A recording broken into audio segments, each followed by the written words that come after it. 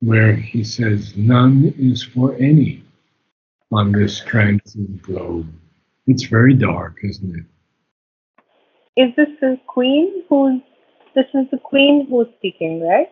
I believe the queen is speaking now, and Narad is Yes. going to answer also. Okay. But the queen wants Savitri to choose someone else.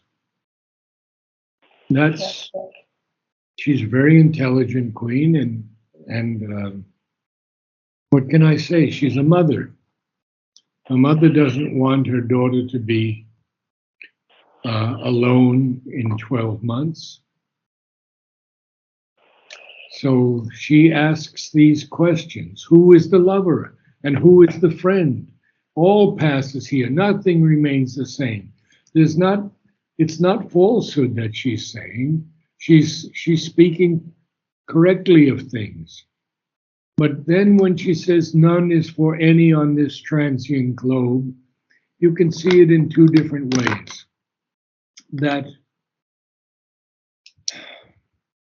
that everyone is concerned with his own or her own ego. And that's the first thing that matters because that's the way the ego is. It's going to make its judgments, it's going to have its desires, it's going to have its angers and all these other things. It's going to have its love and disappointments. So she says none is for any on this transient globe, and she's trying to set Savitri up to agree to leave Satyavan. Yes. So you begin reading. How do you pronounce? Is it lovest or Love love? it, lovest, Lovest. lovest now. He whom thou lovest now. He whom thou lovest now, a stranger came, and into a far strangeness shall depart. His moments part once done upon life's stage, which for a time was given him from within. To other scenes he moves, and other players, and laughs and weeps mid faces new, unknown. Oh, this is very, very powerful. I mean, she's trying to prepare Savitri and tell her that Satyavan came as a stranger, and he's going to depart as a stranger, or and depart into a far strangeness. And then his moments part once done upon life's stage. So we have Shakespeare reminiscent here. Life is a stage, and we're all actors on that stage, Yes. Shakespeare says. So his moments part, well, that's all of us, our moments part. It's only a moment's part when we live 100 years or something. That's a speck in time. And so it was given to him from within, and then he's going to move on to other scenes and other players, and he's going to laugh and weep mid new faces, unknown. So she's trying to prepare Savitri that this is someone unknown. All passes here, nothing remains the same. He whom thou lovest now came a stranger, and into a far strangeness shall depart. His moments part once done upon life's stage, which for a time was given him from within. He moves to other scenes and other players, and he laughs and weeps amid new faces that are unknown. And she'll continue on. The body thou hast loved is cast away amidst the brute unchanging stuff of worlds to indifferent mighty nature, and becomes crude matter for the joy of others' lives. Oh, so he's going to die. She's aware of that. obviously, because Narad has told him all. And Savitri has spoken the words that her mother did not want to hear. That she says that if this is a year, then yet that year is all my life. But her mother says, the body thou hast loved is cast away. It's no longer yours, amidst the brute, unchanging stuff of worlds. And it's too indifferent, mighty nature. Well, nature is indifferent to everything. She's trying all kinds of experiments. She's constantly destroying one form of life, like the dinosaurs, the Tyrannosaurus. And she's playing around and trying another form, experimenting. But that's what nature does, because she is not conscious in the way of the higher consciousness. But when Mother asked her to collaborate with her, you heard that? Yes, Yeah. yes. And she said, no, I have, I can do the supermind in a million years, no problem for me. Mother says, but if you work with me, you'll become more beautiful. Mother has seduced her. So nature gave indifferent, mighty nature, and becomes what? And becomes crude matter for the Joel's lives. Well, Sri Aurobindo interesting tells us that when we die, we don't really die. Our bodies become crude matter for others' lives. Worms, animals, things beneath the earth. So nothing is ever dead. Our souls, of course, go and our psychic beings go to a place of rest, but nothing has died. This body feeds other organisms, and everything is evolving. So the worm and the snail, they're evolving also. Maybe the worm becomes a superworm. Maybe he becomes a salamander, a gecko. Who knows in his next birth? We just don't have our minds wide enough to see that this is such a beautiful evolution. So beautiful. So then we have to continue reading now. But for our souls, upon the wheel of God, forever turning, they arrive and go, married and sundered in the magic round of the great dancer of the boundless dance. Wow. What does sundered mean to you? I don't know what it means actually. It means broken or wrenched apart or severed into parts, broken up. Okay. So one gets married and then one dies, and that relationship is sundered, And, broken apart. Now we have this marvelous line that she quotes of the great dancer of the boundless dance. Well, here I'd like to quote a little of Yeats to you. He speaks in a long poem, and these are the last two lines of that poem. Oh, body swayed to music. Oh, brightening glance. How can we tell the dancer from the dance? that is beautiful. So here's the dancer of the boundless dance that Sri Aurobindo has put in here, and he capitalizes dancer. Imagine. Okay. So Sri Aurobindo loved Yeats very much. In the future poetry, he talks about him very often. This was this written before this poem that you quoted by Yeats? Um, Or was this They were after? sort of contemporaneous. A.E. and Yeats were all against the British, and they wanted a free Ireland. And Sri Aurobindo speaks about this attempt for a free Ireland also. So it was sort of contemporaneous. Actually, A.E. even wrote to Sri Aurobindo, and I believe he wrote him back. I don't know if there was correspondence with Yeats, but Sri Aurobindo really appreciated his poetry. Yeats's poetry is something very, very special. He says that A.E. was the greater mystic, but Yeats was the greater poet. A.E. was George Russell. So Yeats has this poem called The Song of Wandering Angus.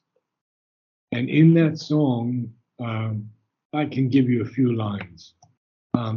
I went out to the hazelwood because a fire was in my head, and cut and peeled a hazel wand and hooked a berry to a thread. And then he throws the line into the water and he catches a little trout. And he brings it home and he's starting to bank the fire so he can cook it. And then he hears his name being called. And he sees that from the trout, it's this beautiful maiden. And he says, oh, and she speaks his name and she runs away. And he says, though I am old, and what he says, and something, I have traveled hollow lands and hilly lands, but I will find her and take her hands and pluck till time and times are done the silver apples of the moon, the golden apples of the sun. The mind cannot understand these mystical quotations, and Savitri is like that. We have to just say, okay, I don't understand it. I'll explain the little that I can give, and eventually, after reading more and reading again and again and again, without the mind, the knowledge will come into the being. So, mind is a dangerous thing. Okay, our emotions. Our emotions are but high and dying notes of his wild music, changed compellingly by the passionate movements of a seeking heart in the inconstant links of hour with hour. So, she's speaking of the divine here. She says our emotions are just these high and dying notes. And it's a wild music. Birth and death is a wild music by the passionate movements of a seeking heart in the inconstant, that means changing or varying links of hour with hour. Now, she's going to continue quite a bit, so let's read some more. To call down heaven's distant answering song, to cry to an unceased bliss is all we dare. Once seized, we lose the heavenly music's sense. Too near, the rhythmic cry has fled or failed. All sweetnesses are baffling symbols here. We can only dare to cry to this bliss and ask it to come down, which is actually heaven's distant answering song. So we want to call that down and we want to cry, to aspire to an unseen bliss. But that's all we can dare, she said. And then there's a semicolon. Because once seized, once we catch a little bit of that bliss, we lose the heavenly music sense. I won't say transcendent, it's not that high, that cosmic experience of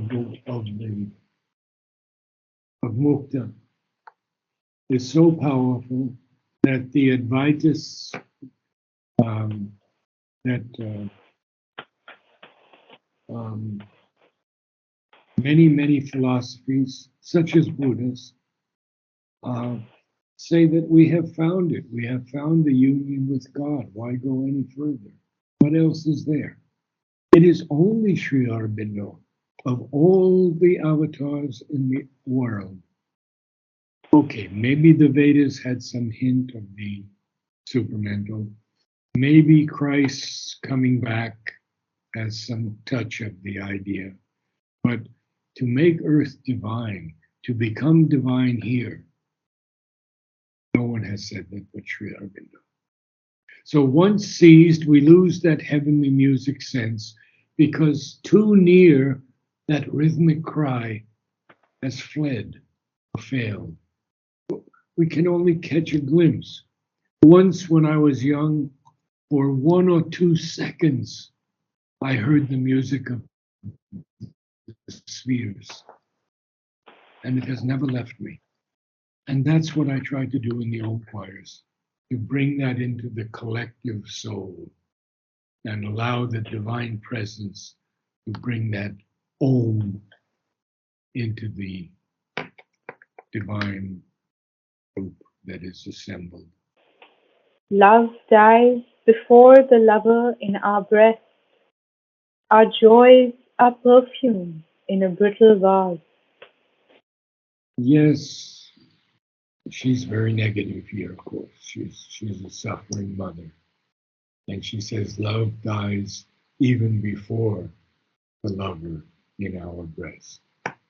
And we see so often that, especially these days, divorce is so prevalent that there seems to be a love, but it's just a vital attraction for most. And it dies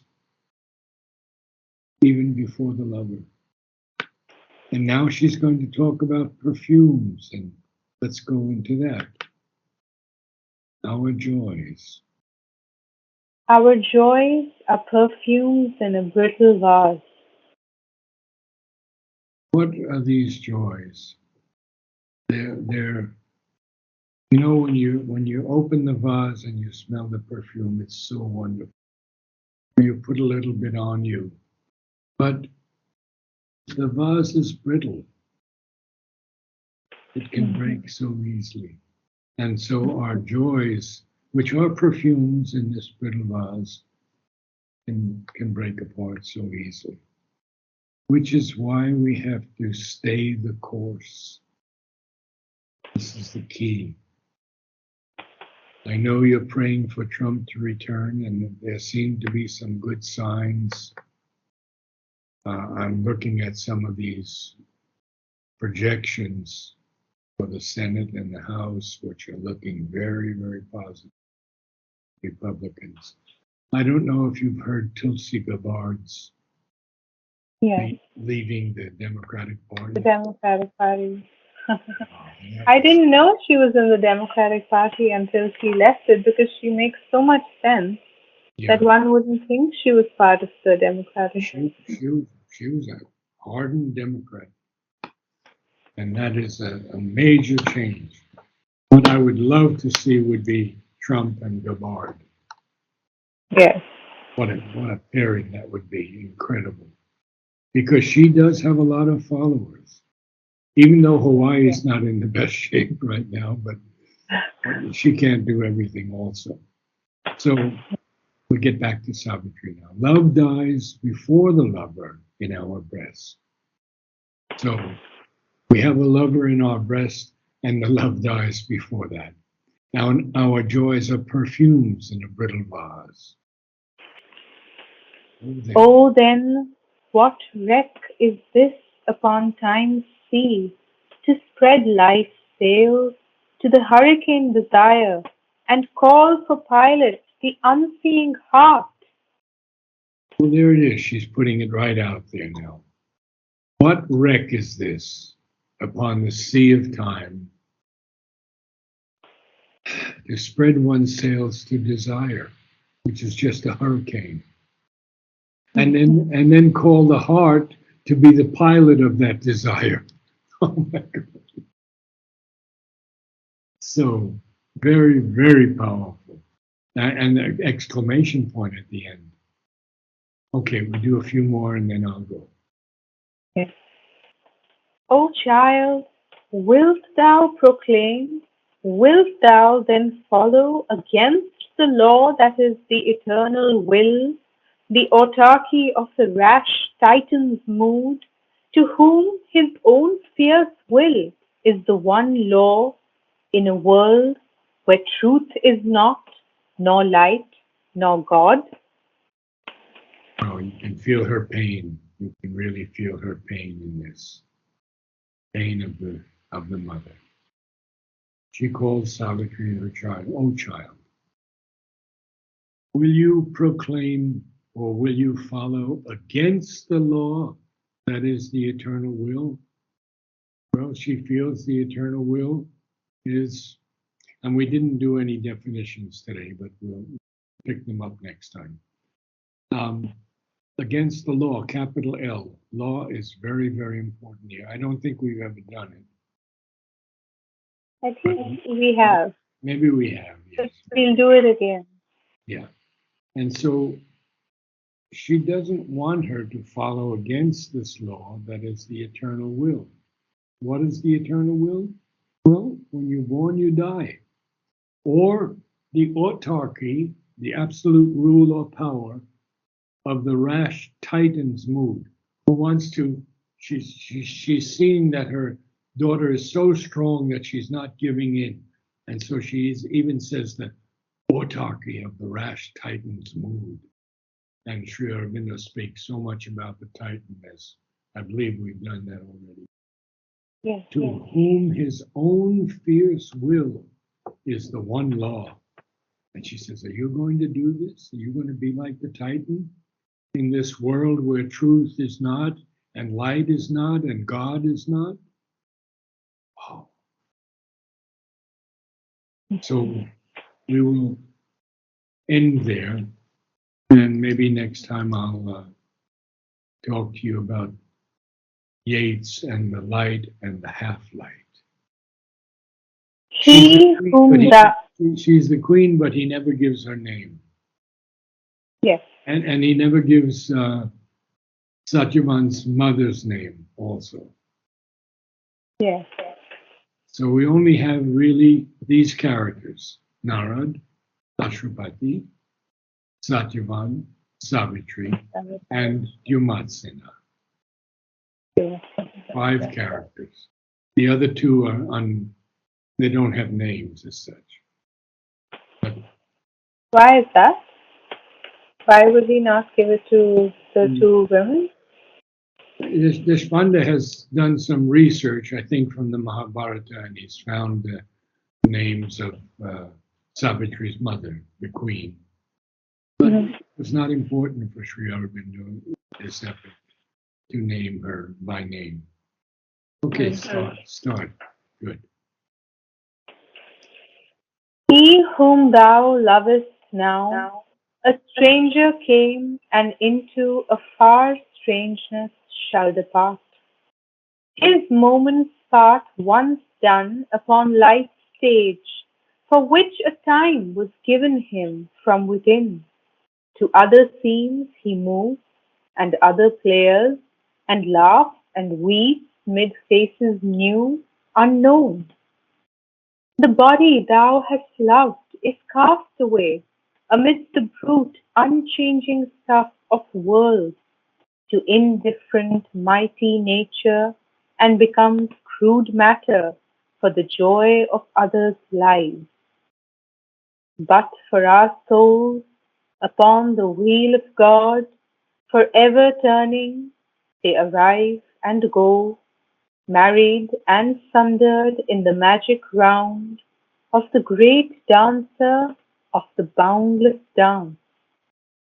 Our emotions are but high and dying notes of his wild music, changed compellingly by the passionate movements of a seeking heart in the inconstant links of hour with hour. To call down heaven's distant answering song, to cry to an unceased bliss is all we dare.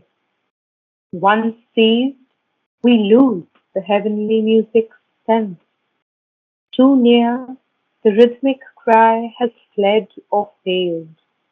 All sweetnesses are baffling symbols here. Love dies before the lover in our breast. Our joys are perfumes in a brittle vase. Oh, then what wreck is this upon time's sea, to spread life's sails to the hurricane desire, and call for pilot the unseeing heart? O child, wilt thou proclaim, wilt thou then follow, against the law that is the eternal will, the autarky of the rash Titan's mood, to whom his own fierce will is the one law, in a world where truth is not, nor light, nor God? Well read. Very good. Thank you, Narad. See you next week. Namaste. Namaste.